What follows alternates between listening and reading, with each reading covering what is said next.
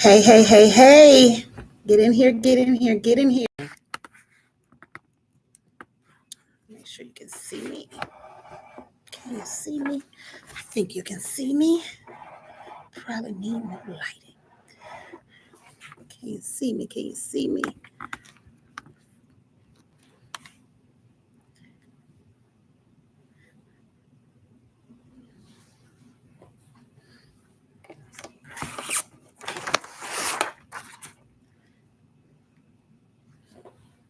Can you see me? Make comment in there if you can see me, if I'm clear enough for you. Because I feel like I need some more light. I'm not sure.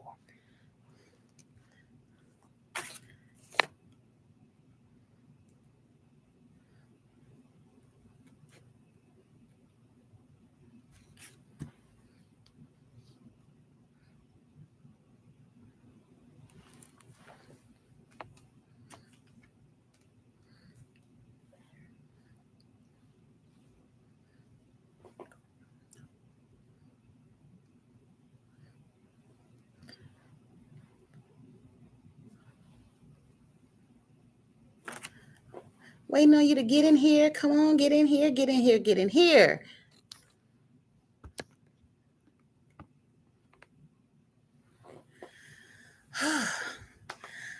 All right, come on, come on, come on, get in here. Get in here, get in here, get in here. I'm gonna wait one more minute, get people to click on.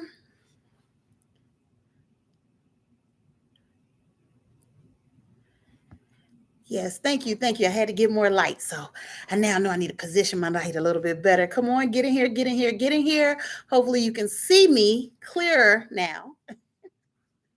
Okay, so give you guys a couple more seconds before I go ahead and get started.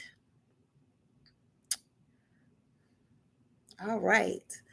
So, good evening, good evening, good evening. Thank you so much for tuning in today.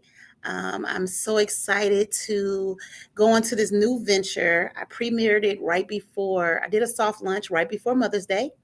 Those that do not know me, my name is Giovanni G. And I created Senior Crises Bestie because my mother last September had a stroke while we were video chatting.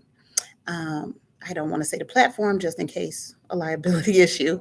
So we were on video chat. She was actually having a stroke, and I'm six states away, 12-hour drive. So all of that trying to get to her, mobilizing my neighbors to check on her and get her to the hospital and etc. I am here to teach people how to be prepared. Everything I learned was baptismal by fire. I had to learn it as I went. And my background, I have a master's in emergency management. So instead of using that background to help companies, I thought because I went through this, it would probably be best to help families because we're not ready. We're not prepared. And it doesn't have to be your aging parent. It can be your aunt, your uncle, your child, something when sickness hit them, a health crisis hit them. We normally are prepared for death in a sense. We know which funeral home we're going to use. Our family used it for years. Big Mama bought a plot for all her kids. So we pretty much got that covered. Every now and then we do a fish fry to get the money up, but we do not really plan for if someone gets sick. And what does that look like? Who does what? How do we make that happen? So this series is called Get Ready and is a 4-part series. And each month it will be a different theme to go through to get you ready for what may affect your family or not. And if it doesn't affect your family, praise God, it's amazing. But the knowledge that you'll learn will help someone else. It can help someone else in your family, maybe a friend or etc. Because no one should have to learn in crisis mode.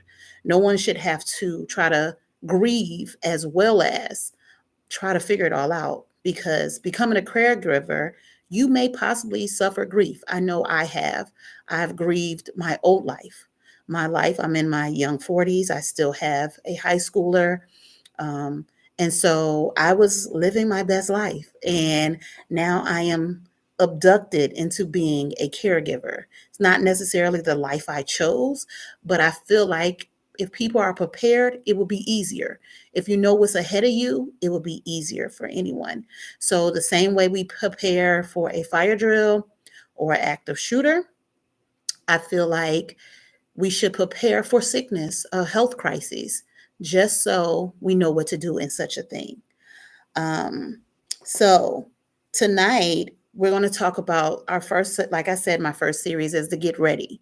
And so in this series, we're going to talk about what that looks like and how to start the process anyway. And so for me, the first step should always be have the tough conversation.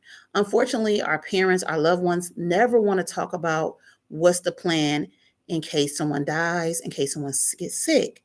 And like I said before, we figure death happens. So we can roll with that.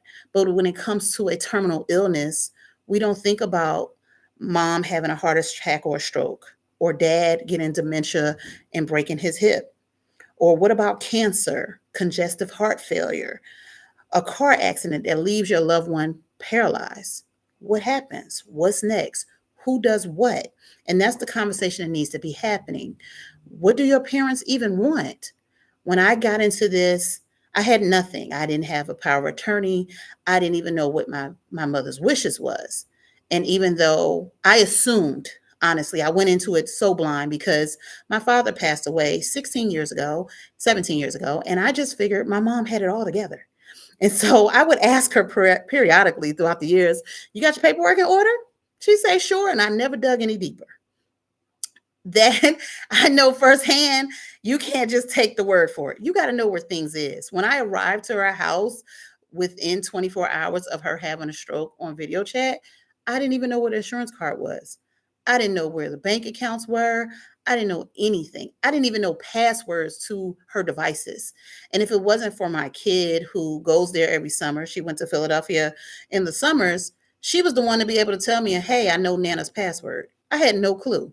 So those are the type of conversations you need to have with your loved one, your mother, your aging mother, your grandparent, or your aunt, uncle, whoever raised you, or whomever you look for up to, or whatever. Those are the conversations you need to have. And if you don't have them, someone in the family has that pertinent information. What's the blood type? Do you want to give away your organs? Do you want a DNR? Do not resuscitate. Things such as that.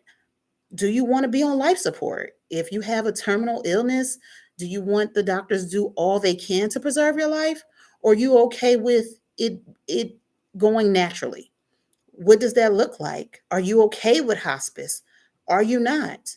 And in the event of a car accident or something drastic, who does what? And so the tough conversation simply needs to be with your siblings.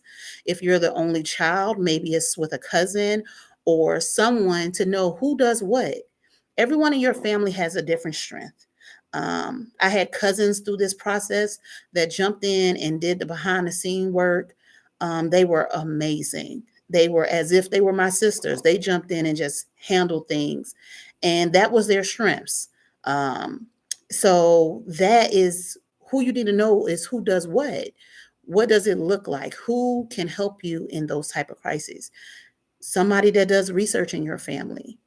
Okay, that's that's Tiffany. Tiffany is good at research. Okay, so Tiffany can be the one to tell us where are the policies, or how did somebody read the fine print? Where are the bank accounts? Maybe Tiffany role is that. Maybe someone is better with finance. So doing the budget, because once these health crises happen, the financial obligations of that person is still pending. So for a good chunk of time, I was managing two households, my mom's life in Philadelphia and my life here in Georgia. And that was hard to pay a mortgage and rent, car notes, hers and mine. It was just a very hard process, but it has to be done. But I feel like if I was planned it better, or just planned it, period, I would know what to do and how to access things. Um, so you just really need to sit down with your loved ones and have the tough conversation. And if your parents do not want to talk about it, get among your siblings, get among somebody in your house, or you, if you're only child like me, well, only surviving child, Plan it out yourself. Get the paperwork ready. Write out what you think you need to do first. Like I said, you definitely need to have the conversation to find out what their wishes are, what the blood type is, what's the passwords, um, different things. What kind of debt is there? Just so you won't be slapped in the face with shock of all the things that are on your plate because you just don't know. So just really dig deep in. And it may be my mother didn't want to have that conversation. I would brush over it and she wouldn't go into details. So then you may have to snoop a little bit. You may really have to dig deep to get the information you need. Because with my mother's situation, she had 6 bank accounts, had no idea. If it wasn't for my kid breaking into the phone, I know I shouldn't say break into the phone, but we wasn't privy to that password. But my kid watched her punching her password, so we figured it out. But I would never have known it was so many bank accounts. I would have never known the things that she was obligated to pay. But I was just living my life. And my mother's relatively young. When this happened last year, she was 68. This year, she'll be turning 69. So she's a relatively young age. I always thought it would be dementia. My grandmother passed away. She had dementia and she started seeing signs of dementia like 70. So I was like, about 75, 80. 80, I'll have to worry about that. My grandmother passed at 82. So I always thought my mom would probably have to live with me because of dementia. It runs in my family. And it'll probably be like 75, 80. I can have my hot girl summer because my kid is getting out of school this year. It's going to be amazing. But God had other plans. He had a whole nother plan. So with that, just the actual planning and trying to figure out exactly what it looks like. The conversations of do they want to be at home or do they want to go to assistant living? And if they want to go to assistant living, who's taking care of the costs? Just on a level of transparency, my mother's cost was 4,500 a month. And that was a reasonable place. They go upwards to 8,000 a month. The lower end is $3,600 a month in the Atlanta metro area. And I'm sure that smaller towns may have smaller prices or charges, but that may not necessarily be so because you have to pay for the quality of life, the care costs. So the level of care costs. So if they have to give them medicines, my mother had a stroke, so her whole right side was out. They had to help her with the bathroom. That's a charge. They had to help her get dressed. That's a charge. They have to help feed her. That's a charge. Everything is an itemized charge. And if that is the wishes of your loved one to go into an assisted living or nursing home, your insurance does not cover that unless you have the insurance for it. And one of our episodes we'll talk about those type of insurances that you need. But those are the conversations you need to have. And if he or she wants to be at home, which one of the kids are staying out of work? Who's staying home to do this? My mother's been with me since May 25th, and it's a full time job. You have to cook for them, clean for them, shower them, everything. So the person that's going to be responsible for that needs to be discussed in your group of siblings. If it's just you need to figure out, well, somebody coming in, researching agencies. And not to say that it's wishing anything on your family, it's just being prepared as you would for a fire drill. When you have a fire drill, you know where the important things you need to get out, you need to get this and that, the things that need to be backed up in the cloud. That's the same type of mind frame and attitude you need to have in case you become a caregiver. It's just simple. And yes, it may be daunting. Nobody wants to think about that, think about how their life will change drastically. But that has to be the thought. That has to be where you are because our parents are getting older. Our loved ones are getting older, as well as it could be a fatal car accident. It could be a car accident that leaves someone's paralyzed. And then who is taking care of that child or that parent or that aunt or that uncle? So just that part of it. It could be cancer. It could be congestive heart failure. It could be other ailments, not just a stroke, not just dementia. So just being prepared, just doing family emergency planning for your family in a whole. Even if you did the conversation as a group. So you have family reunions coming up, Thanksgiving is coming up, Christmas coming up. Have the conversation with your family. All of you guys are there. Hey, if such and such gets sick, if anyone gets sick, do we all have a plan? What are we going to do? It's a company called Senior Crisis Bestie. I'm here for you. But what are we going to do? What is the plan? What does it look like? And just that piece of it within itself, and all the moving parts that goes with it. So, like I said, the financial obligations are still there. Um, if they're retired, they have pensions, they have social security, all that stuff needs to be managed. You have to inform them, and you have to give them paperwork to even talk to them. A lot of places won't even talk to you without paperwork. And that is next week's episode, paperwork in order. So that's my shameless plug. Get your paperwork in order. So it's certain pieces of paperwork that will make the different officials speak with you. Without you having them, you can't get far. For an example, we need a power of attorney. But a power of attorney only does certain things, and we'll talk about that next week. It only opens certain doors for you. So you need one for health and you need one for financial. These are all things I had to learn baptismal by fire. And so just having the conversation with your family over the holidays, um, a tailgate, prior to the tailgate, everybody's at the house. Quick question: what's the plan if somebody goes down in our family? Are we pitching in? Who's the nurse in our family? Who's the CNA in our family? You may have a college student in your family that need a little extra money, and they go watch after Big Mama after he gets out of class or she gets out of class. And everyone in the family pulls together and pay the kid, because that kid would not be able to really work technically if you're a full-time caregiver, unless you're working overnight and then you're not really sleeping. So just that part of it. And you also want to know the exact wishes. So I was talking to an aunt of mine, and I didn't know she wanted to be cremated. Kind of shocked me. And so with that, it's kind of like, well, dang, I thought you would want a funeral. No, that costs way too much to be cremated. Now that my mom is coming to and her speech is coming back, I asked her and she was like, whatever you decide. Wait, really? I didn't know you want to be cremated. I thought you would want to have the doves and the carriage and all of that stuff. The fact that she's thinking about the financial cost of that was amazing. That was really nice, and it was just like, oh wow, yeah, okay. But I never thought to ask that prior to. Do you want to donate your organs? That's the conversation you need to ask, because you're thinking, hey, sure, they can have these lungs, and your mom or your father might say no. They're going in the ground with me. It's just as simple as that. So you definitely want to have the conversation of what do they really want to do with their organs? Do they want to be on life support? I know with us in our health crisis, without me having the power of attorney, the hospital tried 3 times. And luckily, I always carried it on me to give my mother a feeding tube after 2 days of not eating. A feeding tube is an easy money grab, because they have to maintenance this feeding tube. They have to pay the cost to maintenance it, the cost to actually do the surgery, the cost to possibly take it out, the cost of repairs, because that the body can either reject it or the actual person can actually pull it out.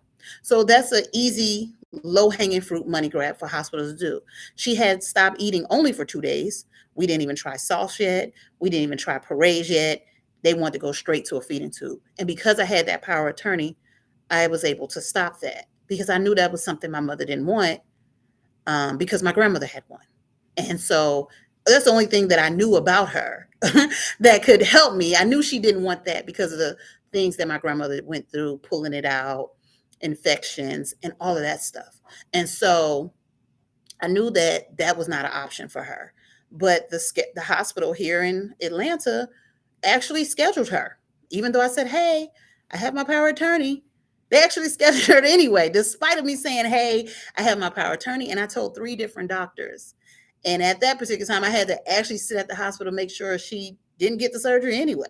So that's things like that is stuff that needs to be talked about and discussed, because at the end of the day, you have to make sure you have a clear plan and you are implementing the wishes of your loved one. If I wanted a funeral for my loved one and they simply wanted to be cremated or simply wanted to be taken off of life support, at that point it becomes my own selfish gain. It's not really about them. And so you have to take yourself out of it when it comes to having this discussion.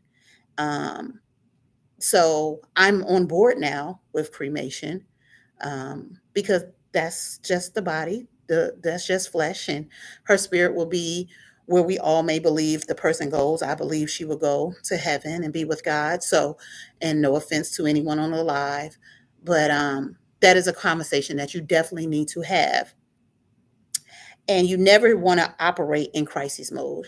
This whole journey, I've been in crisis mode. I've always been catching the back end of things, finding out things, discovering things all the way through. Even now, I'm still finding out things. And so that was my mission also, to make sure no one has to feel this, no one has to do this, find out in the midst of anything. And I think I covered it all. I think I'm good. My show is always going to be 30 minutes or less. You feel free to make comments and ask questions. I will be doing a series of um, the faces of caregiving, which will be a 4-part series as well. And I will have different guests on because everyone's journey looks a little bit different. My particular journey, my mother was in a hospital and rehab from September to January. And then from January to May, she was in assisted living. And now, May to now, she's with me. And so that process within itself, getting the coordinating the therapies to come to the home, coordinating them to go to the assisted living. Those therapists and doctors that's at your assisted living don't come with you when you check out. So then finding all new geriatric specialists, because those people that you have learned to know for 6 months to a year won't go with you because they only do business to business services. So thinking about those type of things, that is the behind the scenes that I plan on teaching people and getting them ready and prepared for. And so next week's series will definitely be getting your paperwork in order. It's still part of the Get Ready series. And it's going to talk about the different types of paperwork you need in order to be ready for all the things that come with being a caregiver and all the things that are behind the scenes, the type of insurances you need, the type of policies, and reading the fine print of what your parents bought. Because sometimes what I've learned in this process, that the each year that they get older, the money reduces. Had no idea. So your parents could definitely be paying for years, and by the time they cash it out, it's only worth 10,000. So different things like that that you just need to know and learn, and that's what I'm here for. I am your favorite bestie here on Friendly Fridays. Every Friday at 9 o'clock, whether I'm live or pre recorded, I will give you something to get you ready for what may come down the pike and affect your family or affect your friends any kind of way. And your education that you're learning will help. So please like, share, um, get this out to people that are caregivers or people that possibly have aging parents or parents that had health issues and etc. Share this page with them. Follow me on say social media, Senior Crises Bestie. Like I said, I'm your bestie, Giovanni G. I am here to help you navigate this thing. I do consultations. I help you get through this whole process because all that I've been through has definitely prepared me for this moment. The degree I have prepared me for this moment. I'm not going to ever say it's easy. There has been a lot of tears. I have cried plenty of rivers. Probably can fill up the Chattahoochee River out here in Georgia. How many how many tears I done cried this past almost year. Tears of joy, a lot of tears of sadness, a lot of tears of frustration, and that's okay. Being a caregiver, you're gonna be angry, you may be sad, you're gonna go through all the stages of grief. And we're going to talk about it. I am here to help support you. One of the series may be about support, and just talking this out and getting through it together. So you can always leave a chat. You can follow me on social media. You can DM me. I'm here for you. I'm here. And like I said, just share it with people, family, and friends. Like, share, subscribe. If you subscribe, anytime I go live or post something new, you'll get a notice. And yeah, that's it for today. I thank you for joining me tonight. I appreciate you being here, taking time out of your Friday. And on this Friendship Fridays, that's my new phrase because I'm your favorite bestie. And I thank my girlfriend Tamika for that today. She gave me that today, Friendship Fridays. And so I am here to get you through this process. So thank you so much. You have a wonderful weekend. And remember, have the tough conversation. Call your mom, your dad, your brother, your cousin. Have the tough conversation. If your brother goes down, who's gonna take care of his kids? If your mom breaks her hip, who's doing the day-to-day things to make sure her bills is getting paid in the interim of her healing? If she needs a knee replacement, who taking care of that? So all of those things, you need to definitely have the conversation. You need to not wait for tomorrow because tomorrow is not promised. So make sure you take the time, 2 minutes out your life and say, hey, what's our family plan? If somebody goes down in this family, who doing what and how we going to get to the finish line together? Because a plan is just buying you a peace of mind. And trust me, it's been plenty of times in this almost year process that I almost lost my mind. So you have a wonderful night. I thank you for taking time with me this evening. And I hope to see you next Friday as we talk about getting our paperwork in order. And a Friday after that, and a Friday after that. So please like, share, follow me on Instagram, Facebook, Twitter, Senior Crisis Bestie. Follow me on here, share and like, and thank you again. Y'all have a wonderful night. Thank you. Bye, besties.